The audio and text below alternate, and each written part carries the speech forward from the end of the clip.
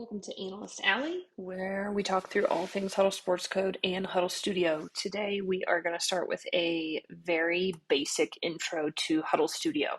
How do you even get things into Studio, and how do you configure your clips to start painting them? So to start, I've got two different examples here. We're going to work with drone footage from behind the goal as well as broadcast footage because the configuration for those two are slightly different. So we're going to start by sending these clips into an organizer. And I've got my broadcast footage here. We will do the same thing. And then you are going to want to save this playlist. We'll just call it demo. And it always has to be in a standalone to be able to send it to Studio. So to start, we've got the behind the goal view, and I'm just going to click this Studio button with this clip highlighted. And it is going to send it directly into Studio for me and start to calibrate it. So when you first import a video like this, you're going to want to do two things. One, you're going to want to click Chroma. Once it's done with tracking and calibrating, we'll give it here a second.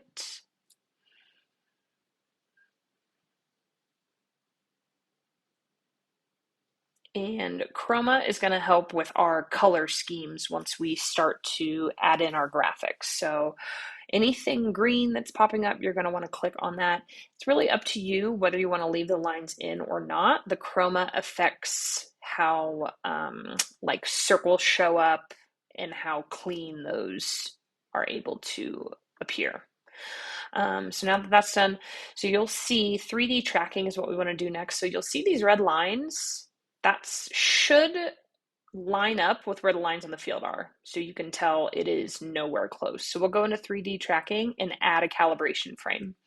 So here, like in our broadcast footage, we'll leave it in this setting, but since we're behind the goal, we're going to want to flip this and calibrate it this way. So all you have to do, very nice and easy, just click, drag to where it is on the actual field. So I'm clicking this left corner flag, drag it to the corner flag, and you'll see our field is starting to show up.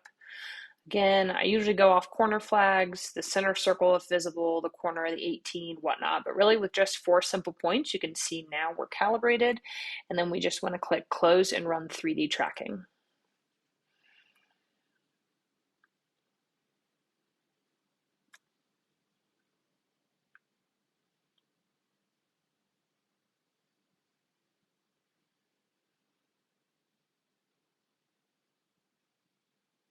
And once it's done with the tracking, you'll see you have the green 3D bar as well as the chroma bar, and now you're ready to paint.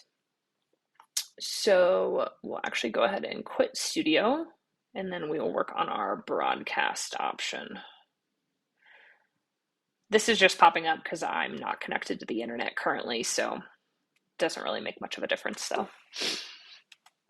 Again, just kind of let it calibrate. It attempts to do its thing and connect to the field, but doesn't always get it right.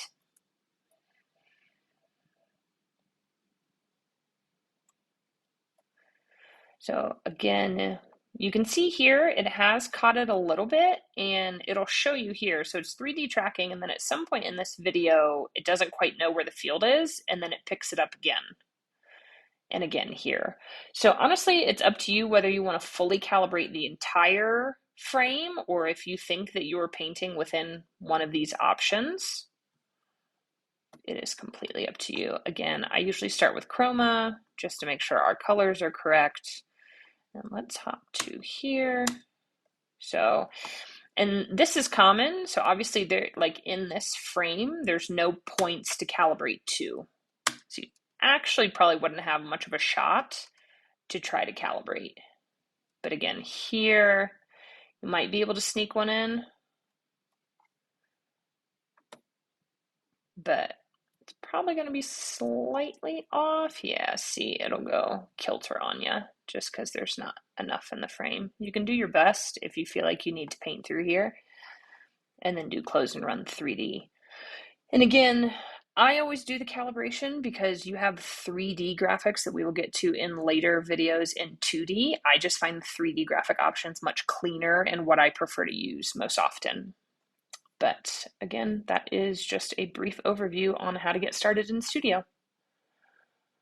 That's all for this video. I'm going to try to keep these short and sweet. Please feel free to subscribe, like, leave a comment with any questions you might have that I can help you out with. Looking forward to make more future videos to help everybody out.